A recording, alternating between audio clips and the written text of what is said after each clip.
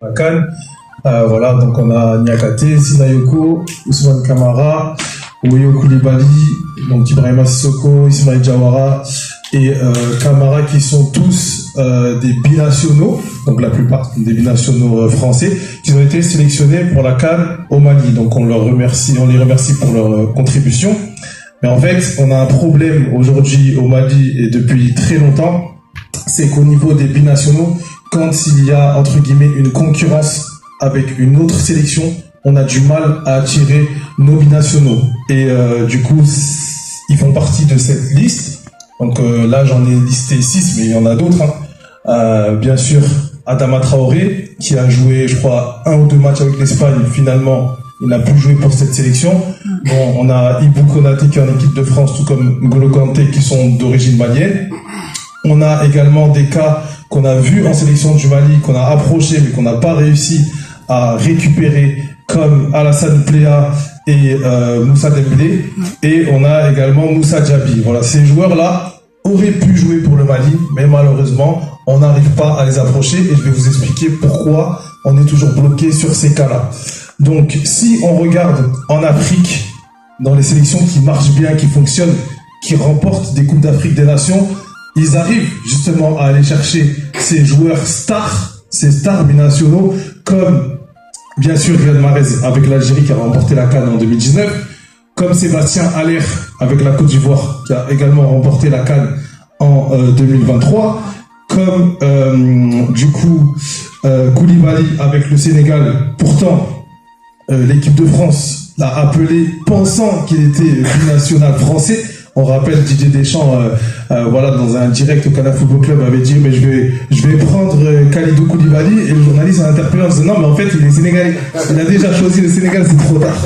Du coup il n'a pas pu être appelé pour l'équipe de France, et tant mieux pour lui, il a choisi le Sénégal avec qui il a eu de nombreux succès en tant que capitaine. Et bien sûr le très connu Brahim Diaz avec le Maroc, il avait joué des matchs avec l'Espagne, et pourtant le Maroc a quand même parvenu à le récupérer. Et du coup, il a joué cette CAN avec le Maroc.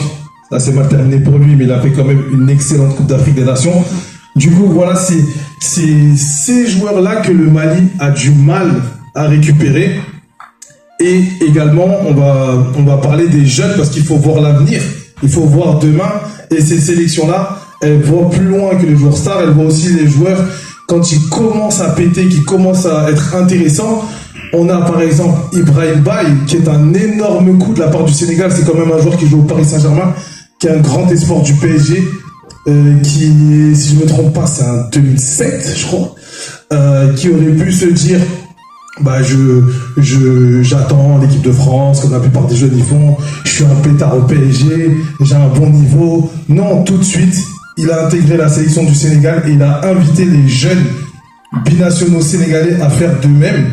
On a également Guéla Doué, pareil, le même schéma. Pourtant, son frère Désiré joue en équipe de France. Mais aujourd'hui, Guéla Doué, il a tous les jours sa place en équipe de France, au poste d'arrière droit.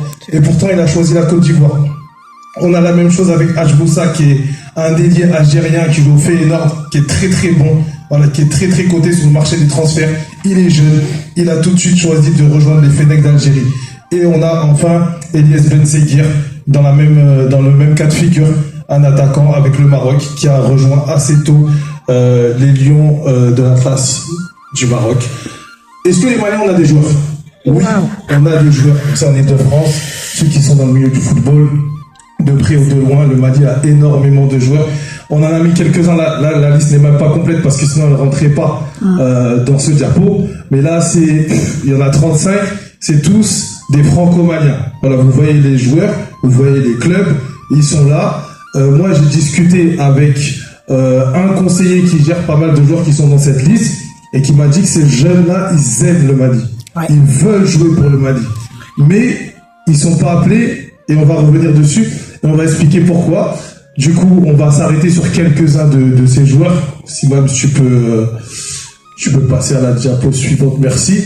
Voilà, du coup, on a Koulibaly qui joue au PSG, on a Kébé qui joue au LOSC, un autre Koulibaly au Stade Rennais, Diagouraga aussi également au PSG. C'est des jeunes qui sont connus, qui sont suivis par des clubs, qui ont déjà une certaine cote. À l'Olympique de Marseille, on a Mohamed Lamine Baradji et Diarra, le gardien de but. Donc, ces joueurs-là sont franco-maliens, donc le Mali a la possibilité de les récupérer. Mais maintenant, on va venir sur le pourquoi ça ne fonctionne pas avec ces jeunes.